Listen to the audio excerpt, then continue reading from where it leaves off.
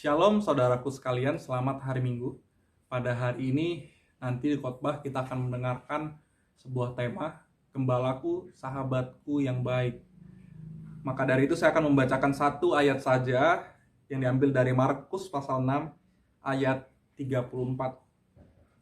Ketika Yesus mendarat, ia melihat sejumlah besar orang banyak, maka tergeraklah hatinya oleh belas kasihan kepada mereka, karena mereka seperti domba yang tidak mempunyai gembala. Lalu mulailah ia mengajarkan banyak hal kepada mereka. Kata gembala sendiri di dalam Alkitab seringkali disebutkan, artinya bahwa seperti para tokoh bangsa Israel, yang dimana mereka adalah seorang gembala. Misalnya saja Daud yang dulunya mengembalakan domba-domba ayahnya, lalu juga dengan Yakub dan Abraham yang memiliki banyak hewan ternak. Artinya kita bisa mengetahui bahwa kehidupan gembala atau sebagai seorang gembala itu menjadi satu hal yang lekat sekali dengan kehidupan bangsa Israel. Tidak heran ketika Tuhan Yesus seringkali menggunakan kata gembala untuk melambangkan penyertaan Allah. Kata gembala sendiri pula di dalam kehidupan bangsa Indonesia, juga kita sebagai orang-orang yang hidup di tengah tanah yang subur, banyaknya tanaman dan air yang bersih, tidak heran orang Indonesia pula mempunyai pekerjaan, beberapa di antaranya sebagai seorang gembala. Mereka yang memelihara sapi, kerbau, bebek, angsa, mengetahui betul bagaimana cara untuk menggiring hewan-hewan tersebut ke rumput, ke air yang segar untuk minum atau bahkan untuk dimandikan. Dan betul-betul ketika kita berbicara tentang gembala, maka kita akan berbicara tentang sebuah penyertaan di dalam kehidupan. Di dalam ayat 34 ini dikatakan bahwa ketika Yesus mendarat, ia melihat sejumlah besar orang banyak, maka tergeraklah hatinya oleh belas kasihan kepada mereka. Ketika itu Tuhan Yesus sedang mengajak para muridnya untuk pergi ke tengah-tengah danau tersebut atau air tersebut untuk naik kapal, karena Tuhan Yesus ingin mengajak mereka untuk mengambil saat hening atau tempat di mana mereka bisa menyendiri. Tapi ketika Tuhan Yesus melihat bahwa banyak sekali orang yang menanti mereka di pinggiran daratan tersebut, artinya mereka begitu menantikan Tuhan Yesus sendiri tergerak hatinya, tidak bisa membiarkan begitu banyak orang yang pada saat itu menantikan Tuhan Yesus. Dalam kehidupan kita pun menantikan Tuhan Yesus. Kita menanti seorang gembala. Dikatakan pada ayat 34, Tuhan Yesus melihat mereka seperti domba-domba yang tidak memiliki gembala, maka tergeraklah hati Tuhan. Kita adalah domba-domba Allah, di mana kita memiliki pergumulan kita pribadi, kita memiliki permasalahan kita pribadi.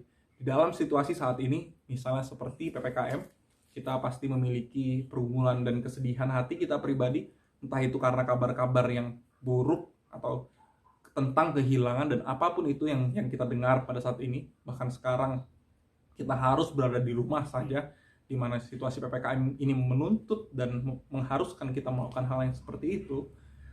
Dengan segala sesuatu yang terjadi di dalam diri kita, dalam kehidupan kita, Allah sebagai gembala dan sahabat yang baik tidak akan membiarkan kita berada dalam situasi terus-menerus yang tidak baik juga. Maka dari itu Bapak Ibu Saudara, percayalah bahwa Allah sebagai gembala yang baik dan sahabat yang baik pasti akan menuntun kita kepada sebuah kesegaran. Allah akan menuntun kita kepada air yang segar. Allah akan menuntun kita kepada rumput yang segar. Allah akan melakukan penyertaan yang baik dalam kehidupan kita. Dan sebagai gembala yang baik pula, tidak mungkin bahwa Allah akan merencanakan suatu hal yang buruk bagi kita.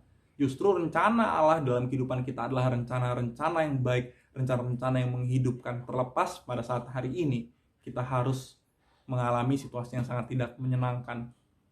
Nah, melihat juga dengan bagaimana Tuhan Yesus mengajak para muridnya untuk menyendiri, artinya mengambil waktu pribadi untuk hening dan memikirkan apa yang Allah ingin lakukan melalui mereka atau terhadap para murid. Nah, itu juga dapat menjadi satu cerminan bagi kita, satu hal yang baik untuk kita contoh ketika kita sekarang harus di rumah saja, harus mendekam di kamar mungkin, kalau kita harus sendiri, kita tidak bisa keluar dan segala macamnya. Biarlah momen-momen ini pula menjadi satu hal di mana kita mengambil waktu untuk berefleksi dan merenungkan penyertaan Allah dalam kehidupan kita. Biarlah waktu menyendiri ini menjadi perenungan bagi kita tentang bagaimana kita mengerti dan mengetahui apa yang hendak Allah lakukan dalam kehidupan kita. Sehingga di dalam setiap detiknya, dengan apapun yang terjadi, kita mampu untuk tetap bersyukur dan percaya bahwa Allah adalah gembala dan sahabat yang baik, yang tidak akan pernah membiarkan domba-dombanya masuk ke dalam sebuah celaka, melainkan kehidupan yang kekal. Amin.